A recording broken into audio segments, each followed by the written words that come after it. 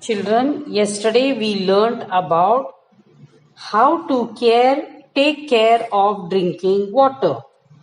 Today we are going to learn supply of drinking water in the lesson water for every household. Water stored at one place can be supplied to several places by proper distribution. For this purpose, huge tanks are installed on the roofs or terrace of buildings.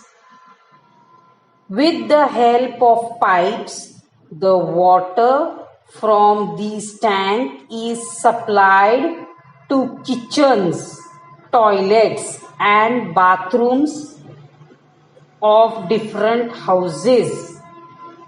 These tanks are made of either of cement or plastic. There are taps fitted onto the pipes. This makes people use the water according to their needs. Water for human settlement. Lakes, rivers, reservoirs are sources of water. They are often at long distance from our houses.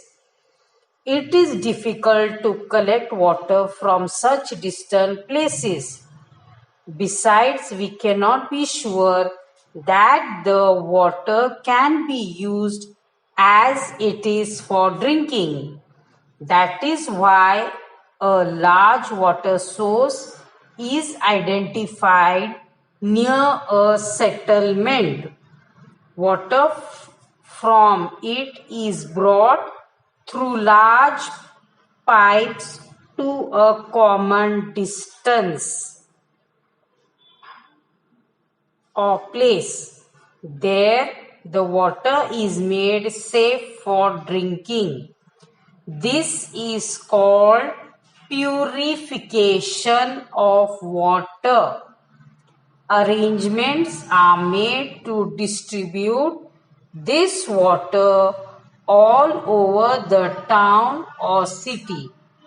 This is called distribution of water.